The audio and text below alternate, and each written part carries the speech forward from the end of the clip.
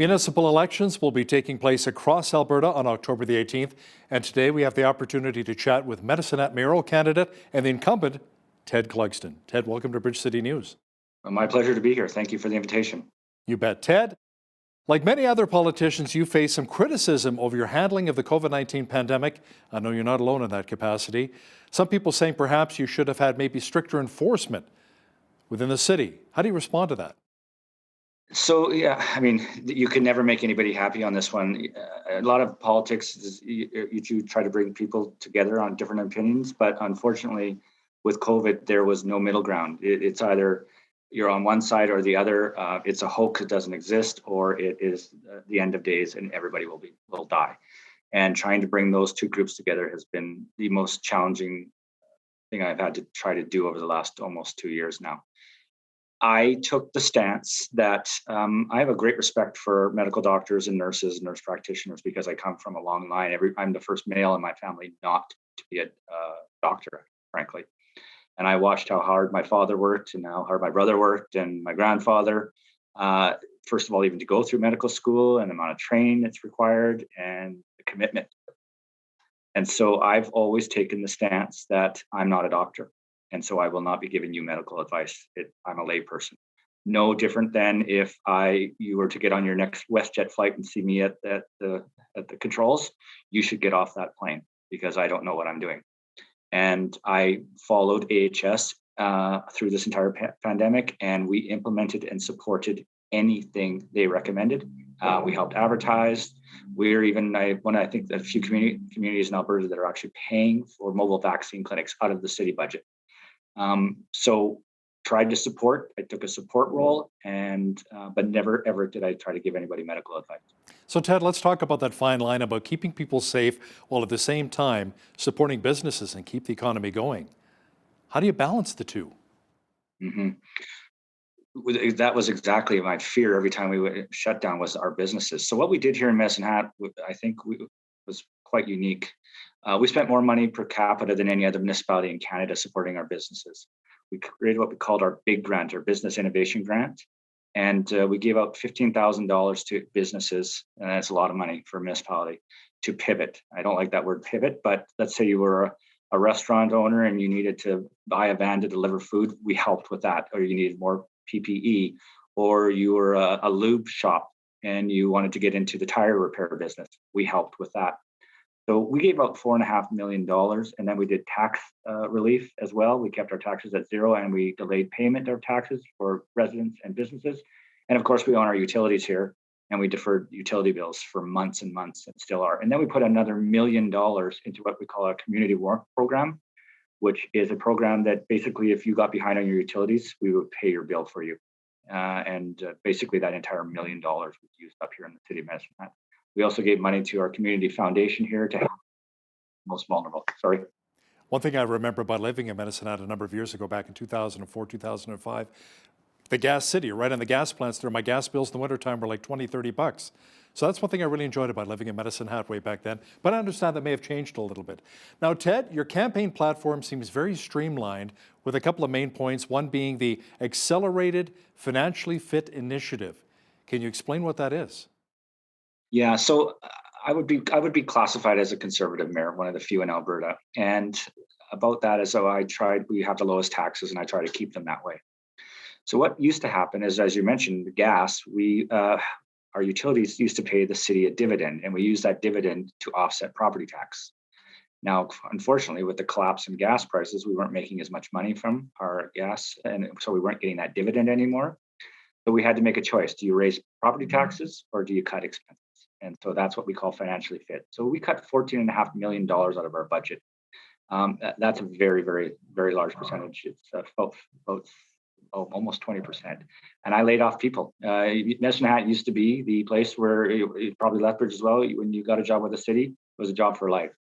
And so we unfortunately had to lay people off, and that was very stressful. But I've tried to keep costs down, and that's what financially fit is. Now, you've also talked about, Ted, investing in parks and recreation. Why do you feel that's so important? And what are your specific investment plans for this area? So we have some of the best new facilities. We have a brand new leisure center and a brand new event center. But some of our other facilities are 50 and 60 years old. We've got very old pools, outdoor pools, and very old skating rinks. And frankly, we're putting so much capital in them just to keep them up and running. So we've got an old pool, you put $6 million into it. The pool doesn't look any different. You've just fixed the leaks. And so and the operating costs are on these old pools are very, very expensive. So I've suggested that we need to start reinvesting in new facilities. It's just like an old car. You can keep fixing it until one day the engine and the transmission go, and it's time to get a new car or a new or used car. And so my part of my platform is a new pool in the south and more ice in the north. So that's what I'm campaigning on. Yeah, you're right. You have to be careful with the nickel and diming you to death, right? Especially when it comes to some of the bigger infrastructure projects. Yes. So, Ted, how will you be able to invest in major parks and rec projects without raising taxes? Right. So we have had, even though I said that gas prices are down, and we have had our utilities are still very profitable. We've had a very successful year in our electric generation. You may know that, well, you know that it was a very, very hot summer. And so the city of Medicine Hat was able to export electricity to the rest of the province, basically keep the air conditioners on in the rest of the province. And so we've had some good times in our utility business. And as well, when you look at the cost savings, you can borrow money, amortize money as a municipality at a very, very low rate over an extremely long period of time.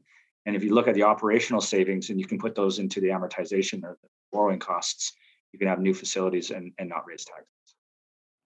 Now, Medicine Hat is often referred to as the first city in Canada to end homelessness. Now, first of all, is that true? And secondly, can you explain how the city potentially overcame that problem? So we are a functional net zero homeless. And so it is true. We've been independently audited by the Canadian Association to End Homelessness. And so it is true, but it's a funny thing. You can't end homelessness. There will always be someone who will have episodic instances of homelessness. So somebody is on the highway, runs out of money, stops in our city, doesn't have a place to stay. So there will be a time period where they are homeless. But we do have the ability here, if they are willing and want our help, we'll be able to get them a place to live. But there's my residents, people that aren't my fans of mine, almost played it like a game of Pokemon. They go around the city and they try to find people that are homeless and then post it on social media and say the mayor is a liar. I found a homeless person. And I always say to them, you found a homeless person? Did you offer to help them? And no, I just took a picture of them. So did you talk to them? Do you know they're homeless? Did you tell them where to go to get help? Because oftentimes homeless is a very broad and generalized term to refer to people who are considered undesirable. So you may see a fellow walking down the streets and he's obviously high on meth or opioids or whatever. Doesn't mean he didn't have a place to sleep at night, but he has other problems. So homelessness is almost a derogatory term just to apply to anybody who is undesirable. So, but yes, functional net zero we have achieved. So, Ted, let's talk about the opioid crisis, which is really impacting a lot of cities across the province and a lot of towns as well, for that matter. What is your plan to address addiction and crime? Some argue it's vital to set up a supervised injection site, but how do you see it? So, once again, I defer to the province on this one. A municipality doesn't have the kind of money to fight addictions. We end up costing us a lot in policing. But even our homeless, housing first model helps with some of these. So what happens is if we can find someone and find out, why are you homeless, and almost always it's addictions, and you can help them, get an address, they can start to get into recovery. Supervised consumption site is a provincial. We had one dropped into the middle of our downtown by the previous government, the NDP government, without any consultation. Didn't let the business owners know, and started opening up one. And I thought that wasn't fair to do to the residents in the neighborhood and the businesses. If you're going to do that, you need to compensate those businesses or those residents in the area. And the NDP refused to do that. But there is a need for these kind of services, harm reduction. But I think the province should be more interested in recovery. Now, a number of your opponents in the mayoral race are saying that the city really needs more transparency, especially when it comes to situations like the controversy over Invest Medicine Hat. Can you explain to our viewers what happened there? Yeah, well, we that was resolved. So every election, I've never been in an election where transparency and accountability and change. Those are always the three slogans in every election. It's almost somewhat unimaginative to always come up with the same slogans and not offer a solution. So there was a made up controversy about Invest Medicine Hat. So we hired Deloitte and Touche and paid them a lot of money to investigate and to see if we were following our policies and procedures. And we came back with a clear audit, a clear account that we had not broken any rules, and that it was basically just a slanderous accusation that had no basis in reality. And it's unfortunate because I nearly lost three very, very good employees over this who couldn't go anywhere in the world, but chose Medicine Hat to try to make Medicine Hat a better place and had to have their names dragged through the mud. So if you want to talk about transparency and accountability, there's no probably more transparency than me calling for an audit of my own. You know, Ted, it's been a very tough go for the oil and gas industry, and I don't have to explain that to you, especially, for Calgary, Red Deer. I see what's happening in Red Deer. I've got a lot of family there. And of course, in the Hat, I speak to a lot of Hatters. Is there a specific plan to diversify the Medicine Hat economy to become maybe less dependent on the oil and gas sector? Yeah, so we have been slowly exiting the gas business since 2008. We used to have 4,000 wells. We're down to maybe about 1,000 now. We've been capping and claiming them. Shallow gas, even at these prices that are coming up, it's very, very hard to make money in shallow gas, with the technologies, with fracking. So we have been trying to diversify. One of the beautiful things, though, about low prices of natural gas, frankly, is that for people who need it. So we attracted Aurora. Now they haven't got up and running, but the reason why they came to Medicine was for the sunshine and the cheap gas. Our electric generation is all produced by gas here, so that's how we've been able to make money. That because obviously it's our largest cost. It's burning gas to turn the turbines, and so that has made it more efficient because it's cheaper. Sorry, it's been more profitable. We have the crypto mining. We've attracted Hut 8 to crypto mining, and they came here, of course, for the cheap electricity from the cheap gas. And so we've been diversifying. We've been targeting greenhouses, the crypto mining, and of course, fertilizer production, methanol production. And now we are starting, we're the second hub in Alberta and Canada, I think, for carbon capture and storage. So we're working with some of our high emitters to produce hydrogen and capture the carbon. So we are diverse. There's been a lot of talk around Canada and here in southern Alberta as well about racial reconciliation. What needs to happen to achieve reconciliation, especially with our Indigenous peoples here in the southern part of the province? Yeah, we're like other municipalities. We have a statement that can be read before meetings or at certain events. It's a small thing, but I mean it does maybe bridge that gap a little bit. I attend their events and I don't talk. Frankly, I listen. I was just at an event. Well, most people were at September 30th, National Day, and I just spent a couple hours down there listening to stories and trying to educate myself because I think that's what men like me need to do. You can make the argument that I didn't do this. I didn't put people in residential schools, which is true. But I need to learn from what happened and make sure that it doesn't ever happen. Yeah, learn from history, Sue. It doesn't repeat itself. So, Ted, bottom line, why should Hatters vote to re-elect you on October the 18th? So for me, it's about experience. I talked about flying a jet without knowing how to fly a plane. Being the mayor is a lot more difficult than I think a lot of people realize. It's about consensus building. We don't have party politics at the municipal level. You don't toe the party line. So I spend my time trying to get 8 other councillors to work together. And that is a skill set that you learn over time.